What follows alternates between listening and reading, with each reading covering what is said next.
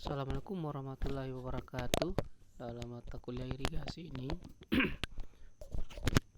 pada pertemuan kelima ini, kita akan mempelajari perhitungan debit andalan dan pola tanam.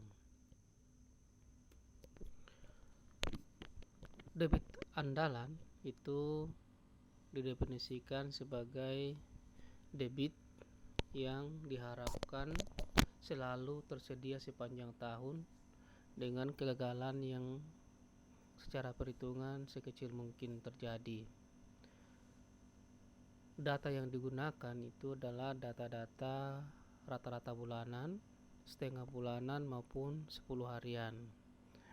Untuk keperluan irigasi, debit andalan yang digunakan adalah KID 80%. Artinya dengan probabilitas kejadiannya itu disamai atau melampaui 80%. Untuk metode perhitungan ini terkait dengan ketersediaan data. Jika data debit sungai itu tersedia minimal 10 tahun, maka kita dapat menggunakan metode ranking Weibull maupun metode statistik. Tapi jika data debit sungai tidak mencukupi atau bahkan tidak tersedia, maka dapat digunakan simulasi hujan aliran, ya. Ada beberapa metode yang kita gunakan, misalnya metode MOOC, ada rain run, dan WMS dan Cahaya dan lain-lain. Dalam contoh perhitungan kali ini kita akan mempelajari metode Weibull. Dengan tahapan cara perhitungannya, data debit yang kita ratakan setiap rata-rata bulanan atau setengah bulanan, kita urutkan dari yang terbesar ke kecil. Selanjutnya data debit ini kita hitung probabilitasnya dengan menggunakan rumus probabilitas sama dengan M ditambah N ditambah 1 dikali 100%, di mana M ini adalah urutan ranking, N adalah jumlah data. Kemudian dari hasil perhitungan probabilitas ini kita mencari nilai Q 80%. Probabilitas debit andalan yang diperuntukkan untuk irigasi biasanya itu 80. Untuk air baku dan pelta adalah probabilitas 90% dan 95% untuk pemeliharaan sungai. Sedangkan untuk ketersediaan data, probabilitas lebih kecil dari 90 itu minimal 10 tahun. Kalau lebih besar dari 90% itu minimal data 20 tahun. Kali ini kita akan mempelajari atau mencoba menghitung debit andalan sebagai berikut. Berikut ini merupakan data debit setengah bulanan dari Sungai Emasi dari 2013 sampai 2022.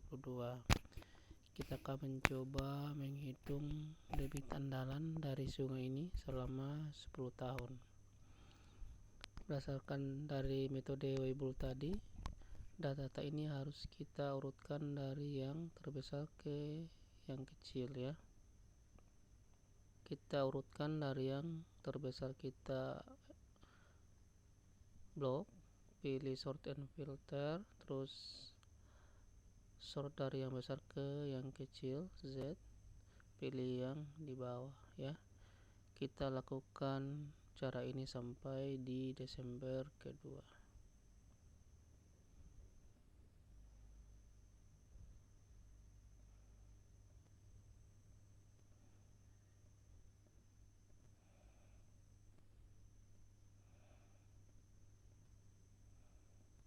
Ya, selesai.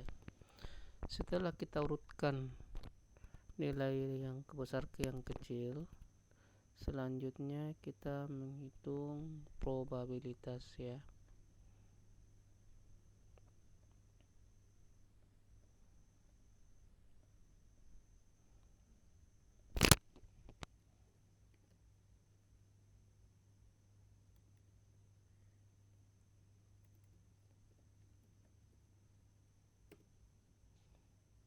Ini bukan lagi tahun tapi urutan.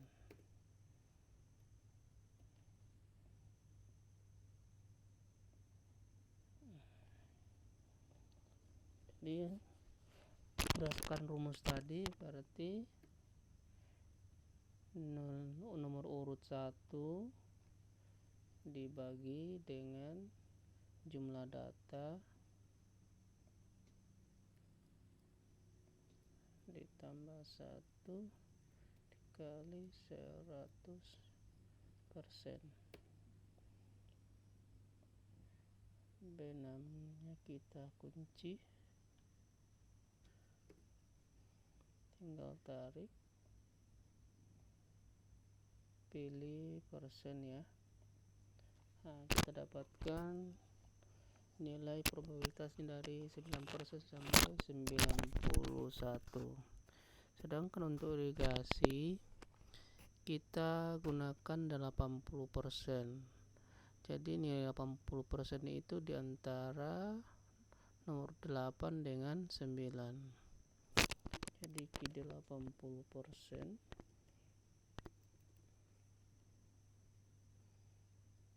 itu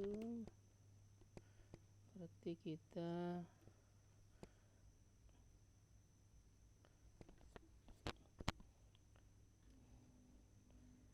pilih forecast ya, forecast antara kita cari 0,8 60% dari nilai ini antara ini ya, enter. Berarti nilainya 1,71 ya. Januari tinggal kita kunci C4 dengan C5. Sorry, kita kunci, enter, tinggal tarik ke Desember ya. Ini merupakan debit andalan Sungai Aimasi yang nantinya data ini yang menjadi acuan kita untuk menentukan pola tanam. Selanjutnya kita lanjut ke perhitungan pola tanam. Pada perhitungan kali ini kita mencoba 3 musim tanam. Musim tanam 1 adalah padi, yang kedua padi, dan yang ketiga palawija. Untuk penentuan awal musim tanam itu sebenarnya tergantung dari patokan kita dari debit andalan. Untuk pertama kita mencoba dari November awal ya. Yang untuk PL ini penyiapan lahan, karena yang kita mau tanam adalah padi, berarti kita menggunakan kebutuhan penyiapan lahan untuk padi ya. Untuk padi berarti dari November pertama. Dari perhitungan sebelumnya kebutuhan air irigasi padi kita cari ini penyiapan pengolahan lahan ya, di sini ini baru kita cari November pertama ini, enter, kita tarik untuk minggu kedua.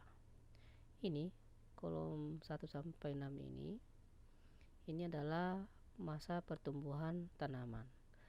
Jadi untuk minggu pertama ini kita gunakan kebutuhan air irigasi di Desember pertama ya. Di perhitungan kebutuhan air irigasi di minggu pertama ini, minggu pertama kita cari nilai di Desember pertama, ter. Ini untuk minggu kedua berarti di Desember kedua, begitu seterusnya sampai di minggu ke-6 ya. Ini minggu ke-6.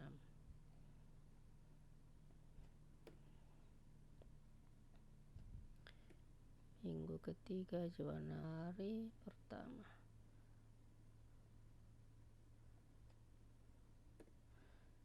Minggu keempat Januari kedua,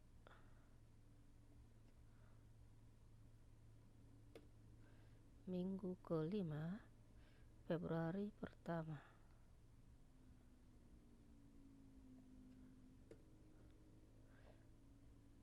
minggu ke-6, Februari kedua. Oke, ini kebutuhan air untuk musim tanam pertama. Selanjutnya kita menghitung kebutuhan air untuk musim tanam kedua. Kita masih tanam padi, berarti masih penyiapan lahan untuk padi. Tadi di Maret ya, Maret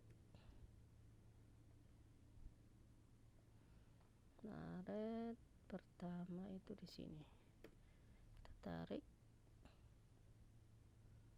Kemudian untuk pertumbuhan tanam minggu pertama di April pertama, di bulan April pertama ini. Untuk pertumbuhan minggu kedua di April kedua. Nah, selesai untuk kebutuhan air untuk musim tanam kedua. Selanjutnya menghitung kebutuhan air irigasi untuk musim tanam ketiga. Karena yang mau kita tanam adalah palawija, berarti menggunakan penyiapan lahan dari perhitungan kebutuhan air irigasi palawija. Berarti Juli pertama, penyiapan lahan Juli pertama, ini penyiapan lahannya di Juli pertama. Ini kita tarik. Kemudian untuk pertumbuhan minggu pertama itu kita gunakan Agustus pertama, palawija minggu pertama Agustus pertama. Dan yang kedua Agustus kedua, Agustus kedua.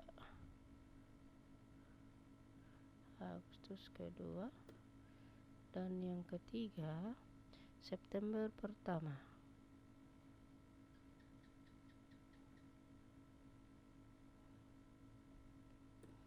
Keempat September kedua.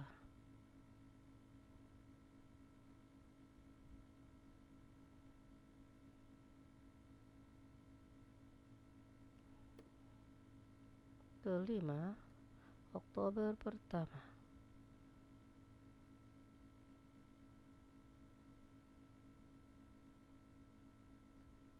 Dan minggu ke-6 Oktober kedua.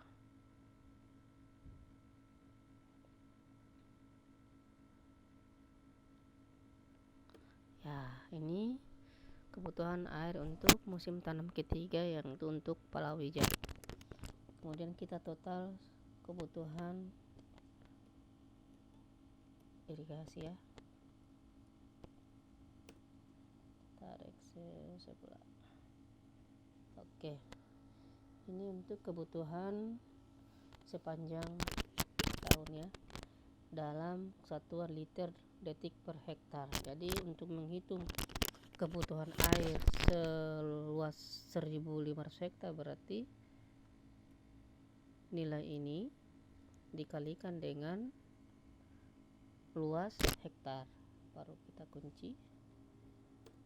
Nah, kita tarik sampai di musim tanam ini. Kemudian untuk musim tanam kedua, berarti kebutuhan ini dikalikan dengan luas hektar musim tanam kedua, dikunci, tarik sampai di sini. Kemudian yang ketiga ini dikalikan dengan luasan musim ketiga.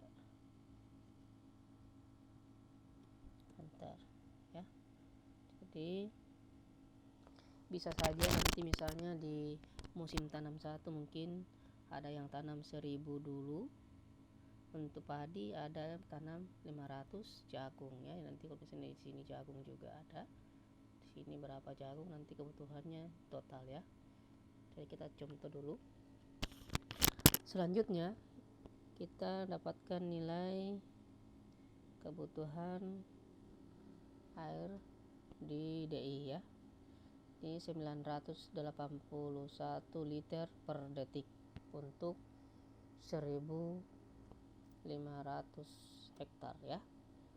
Ini 1.472 liter per detik. Selanjutnya kita menghitung kebutuhan air saluran tersier ya. Nah, dari untuk tersier kebutuhan ini, nilai kebutuhan di DI dikalikan dengan efisiensi saluran tersier ya. Menurut KP01 itu adalah nilainya 1,2. Ini kita kunci, enter ya, tinggal tarik sampai di ujung. Nah, kita dapat nilai kebutuhan air di saluran tersier dengan 1 liter per. Selanjutnya untuk kebutuhan air saluran sekunder, berarti kebutuhan air di saluran tersier dikalikan dengan koefisien saluran atau efisiensi saluran sekunder itu sebesar 1,1 menurut KP01 ya. Ini kita kunci, enter, baru tarik di sampai Desember sana.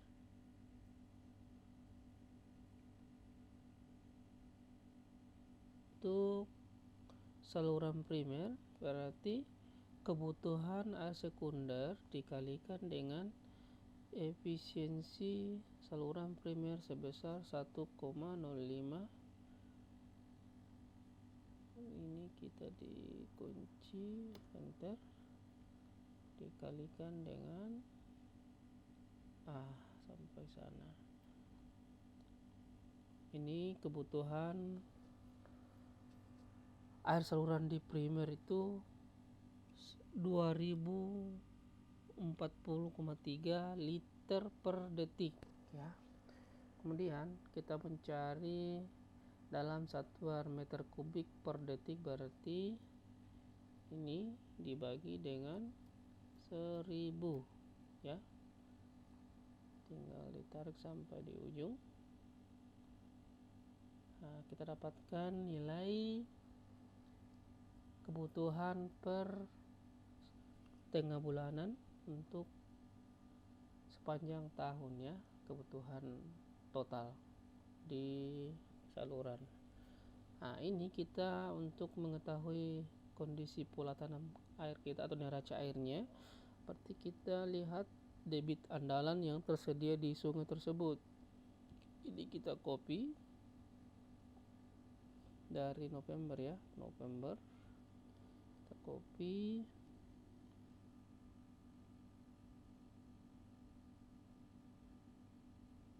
terus ini Januari sampai Oktober kita copy lagi di sini.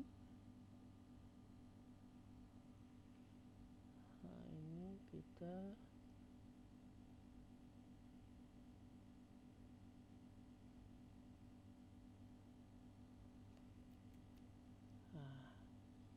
lihat neraca airnya ya, bagaimana ketersediaan airnya, apakah memenuhi, masih surplus, ada tidak yang defisit. Ini ada defisit ya, ada defisit seperti di jadi macam begini harus kita rubah lagi. Berarti kita rubah mungkin pola tanam ini bukan padi palawija, tapi padi palawija padi ya, untuk menghilangkan terjadinya defisit atau kekurangan air di saluran ya. Itulah untuk demikianlah video kali ini, semoga bermanfaat. Assalamualaikum warahmatullahi wabarakatuh.